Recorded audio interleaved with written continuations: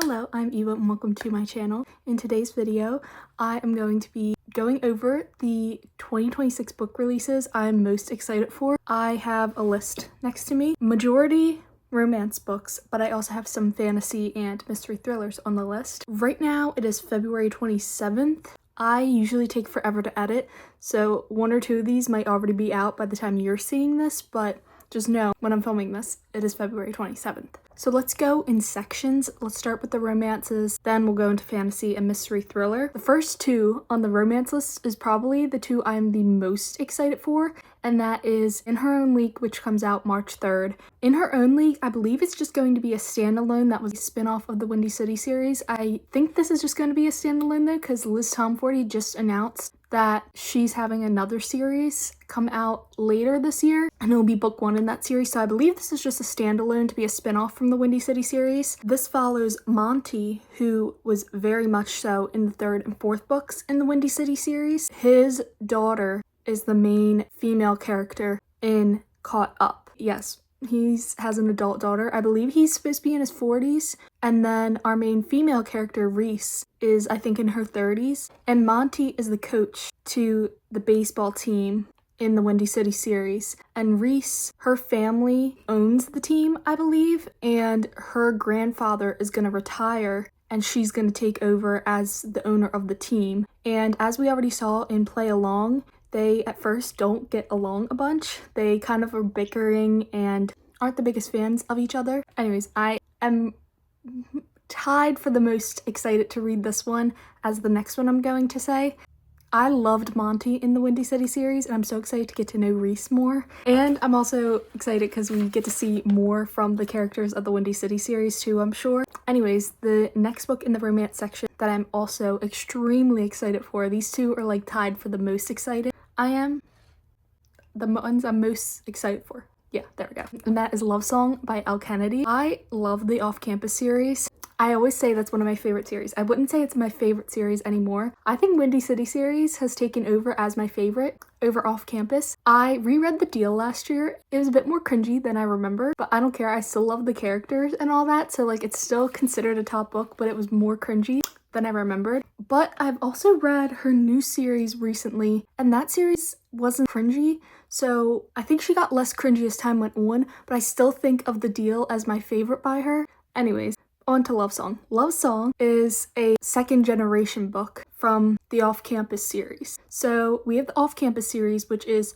following 4 different couples, and then we had the Campus Diary series, which the first book is second generation of Hannah and Garrett, who's the first couple in the series, their daughter. Now this one is the first couple, Hannah and Garrett's son, and the second couple, Logan and Grace's daughter. So I think he's also a little older, and it's kind of like they've known each other their whole lives, but it's also a little forbidden a bit because he's not supposed to want to date her. He's a little bit of like a bad boy, sleeps around is kind of the vibe I was getting.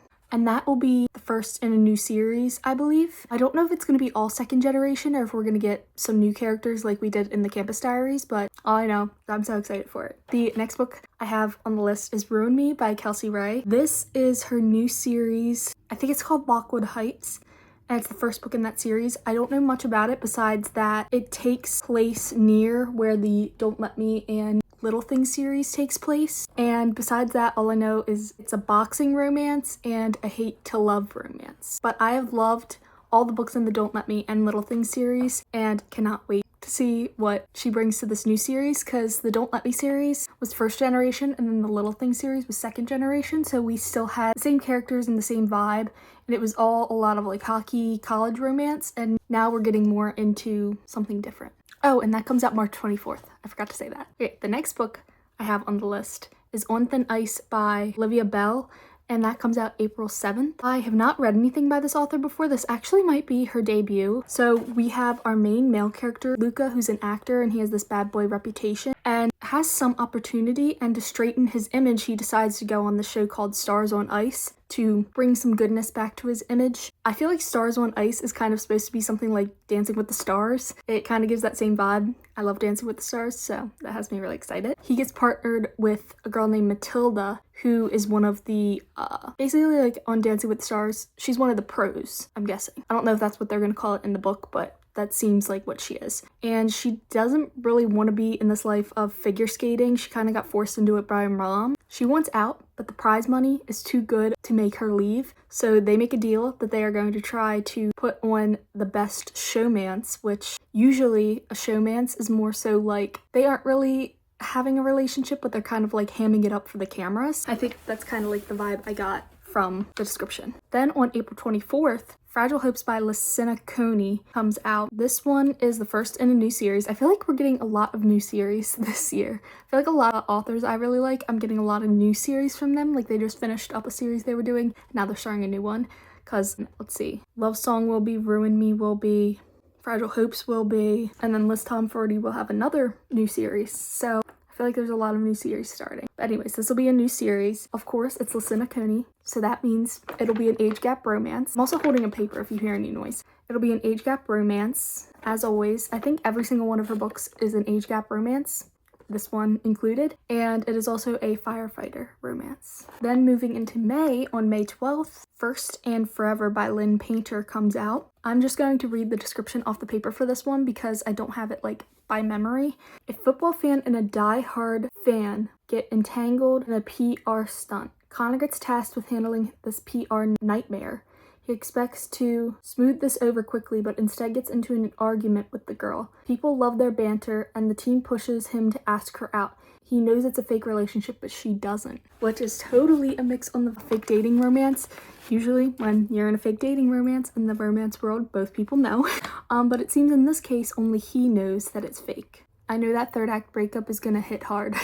There's no way that book doesn't have a third act breakup. Anyways, the next book I have is Dangerously Ours by Krista and Becca Ritchie. This is the third book in the Webs We Weave series. I only just read the first book and I'm getting the second book for my birthday haul coming soon. And I haven't read the second one yet, so I don't know how the third one's gonna go, so I don't really have much to say on that one because I didn't want to read the description on the third one since I haven't read the second one yet. On May 19th, we have another new series started, and that is Fever Dream by Elsie Silver. Again, another new series. I think, is this one gonna be Emerald Lakes? We've heard of a bunch of different towns. I think she already has like a bunch of different towns set up that's supposed to be around Chestnut Springs. In like that whole area, like we had Chestnut Springs, Rose Hill, and I think we're gonna have like a ton in that area. I think we have like a lot more we're gonna come around to, but right now we're in Emerald Lakes. Okay, wait. In Chestnut Springs, our main male character in Reckless is Theo, who is my favorite, and my favorite book from the series. This book follows his sister and his rival from bull riding. It's kind of like that we shouldn't, but we might anyway, for her more so. I have no releases for the romance section that I am looking forward to for June, July, or August. So the next one I have, it comes out September 10th, and that is People Pleasing by Hannah Bonham Young. I did not really like people watching, I'm going to be honest, but I was intrigued by the couple I knew this book was going to be about. So in the first book we had Milo and Prudence, and I did not like it. I gave it like a 2.5. I think I originally gave it a 3, but then I changed it to a 2.5. Just no. But I'm still excited for the next one because it follows Milo's sister, their childhood friend and neighbor, Alex. And I could already tell from people watching they had like this tension and so much history. I knew they were going to be the next book, and I feel like we're going to have like a lot to unpack with that. The next one also comes out in September, and that is September 15th, and that is Grim Tidings by B.K. Borison. I loved Good Spirits, one of my top books I read last year, and I cannot wait for this one. And in this series, it has like a little bit of like a magical aspect to it as well, or fanatical, I should say, like fantasy aspect to it. So the first one, he was the ghost of Christmas past coming to do the whole Scrooging on her. And in this one, when a runaway Grim Reaper tries to save a life, she clashes with a skeptical guardian. And these were the tropes. Guardian, angel ex-reaper, enemies to lovers, guy who likes everyone but her. Normally you have the everyone hates, or hates everyone but her. But in this case, it's likes everyone but her. So he's the angel. and she's the Grim Reaper. I'm so excited for that one. That one's also like really high on my most anticipated list. And the last one I have in romance doesn't come out until November 10th. Crash Into You by Simone Sultani. I loved Cross the Line when I read it, was it 2 years ago? I think I read it in 2024. So yeah, 2 years ago. And I loved that book. It was one of my top books that I read that year. Then the second one was also really good. It wasn't 5 stars. I give it like a 4.5, but it was still really good. I feel like that's unpopular. I feel like everybody likes the second one more than the first one, but I liked the first one better. So Crash Into You will be the third book in the Lights Out series. And if you don't know, the series is a Formula One romance series. Each book follows a different driver, and this one follows Zayd, who is a 7-time Formula One world champion. He had a big crash and honestly was contemplating whether he wanted to come back to Formula One or not, but he like kind of convinced himself that he has to, so he comes back. One night he goes to an event and meets this girl named Ava, who used to have a job in marketing, in the F1 sphere and they hook up. But it results in a positive pregnancy test. So yes, this is an accidental pregnancy trope. So many people hate those, but I actually really like them. I've not read a good accidental pregnancy trope in so long. I actually love the accidental pregnancy trope. Never want it to happen to me, but I love reading it. I feel like I'm the only one. Like, I like the surprise pregnancy trope a lot. I haven't read a good one in a long time, so I hope this one will hit. But it can't just be thrown in at the end randomly. Like, it has to actually like be a part of the story for me to like it. I hate when they just throw it in at the end. But for Heartless by Elsie Silver, I didn't mind that much, but I didn't like the way it was used in Yours Truly, because it also kind of seemed like it was to help the couple end up together, if that makes sense. But this couple has a little issue. Ava is the daughter of a rival F1 team's team principal. Did that make sense? She is the daughter of a team principal and is not Zayd's team principal. So there's a bit of clashing there for that. And I'm so sorry if you hear my dog. She keeps just barking at nothing. Not that one. She's being a good girl. Scarlet, on the other hand, is just barking at nothing. She doesn't want to come in. She doesn't like when I close the door. So now she's just going to sit downstairs and bark at nothing. Sorry if the view changed. Scarlet would just not stop barking, so I just decided to pause it and wait until she stopped. Anyways, now moving on to fantasy. I'm not really going to give you much of a description for these because all of these are just continuations of series, so I'll kind of just say very little about them. The first one that comes out is June 2nd, and that is Lore Olympus Volume 10. So it's a fantasy, but it is a graphic novel. Usually I read through these in a day, so they're fun. I like them. Then on August 4th, Adversary to the Villain comes out, which is the 4th book in the Assistant to the Villain series. I bit my tongue a little. The Assistant to the Villain series. The third one left off on a little bit of a cliffhanger, so I'm really excited to see what goes down with that without giving away. If you read the third one, I wonder what's gonna happen with that. That's all I'm gonna say. Then the second book to The Night and the Moth. I don't know if that's the actual series name. I think it's Stonewater. The Stonewater Kingdom. The second book to The Night and the Moth. And the second book in the Stonewater Kingdom series, duology? I don't know. But that is The Knave and the Moon.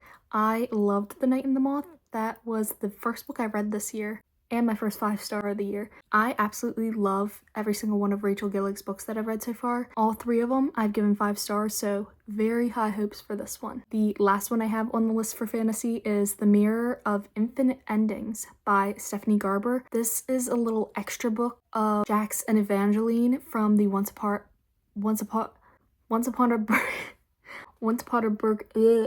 a Broken Heart series. This is like a little extra. I don't know if it's going to be more like novella length or a full length novel. This is more of like an extra little fun book, I believe. And this was not announced when I was filming this video, but we will also be getting a 6th book in the ACOTAR series this year, which is extremely exciting. I also included the screenshot of the 7th one, but that won't be coming out until early 2027, but I still cannot wait. I love the ACOTAR series. Now ending it with the mystery and thriller books I'm most excited for. I only have 3 in this category. The first one is What We Did to Survive by Megan Lally. This comes out March 31st, so in a little over a month. I'm going to read the little description I wrote. I just wrote it better than I think I could say it now. And by my description, I mean a condensed version of the Goodreads description. 4 teens set out on a private sailboat. As they are out, a storm seems to be coming. Not only is there a storm coming at them, but there's a storm happening on the boat. "Forget surviving graduation. Who will make it back to land alive?" That's like a direct quote from the Goodreads description I saw. I loved That's Not My Name. The other book she wrote, There's No Place to Hide, I think is the second one. That one was fine. They don't go together, by the way. When I said the second one, that was just like the second book she's come out with. So this will be her third release, so we'll see how I feel about this one. The second book I have on here is The Ending Writes Itself by Evelyn Clark, and that comes out April 7th. This is about 6 struggling authors who get invited to this island by Arthur Fletch, who is this renowned author, only for when they arrive, they find out that he is dead. But Arthur's book is unfinished. These authors have really been summoned to ghostwrite the end of his book for him. But not only will they be ghostwriting for him, they will also get a ton of money. I don't know if there's going to be some murders happening, maybe trying to eliminate the competition, or it's just finding out secrets. I don't know what part of this is supposed to be mystery thrillery. I'm gonna guess something like I said. And the last book on this list is Thornbird by E. Kennedy, who's really Al Kennedy, just under a pseudonym, and that comes out June 30th. This book follows a serial killer's daughter and her race to solve the crimes of her family's twisted past before it's too late. That's all I really know by it. As I've said, I really like Al Kennedy's books, and I'm excited to see her writing and her storyline for a thriller book. And I think it sounds really interesting. I know I read like one line, I think that's from the description, but just from that one line, I'm very intrigued. Anyways, that is the end of the video.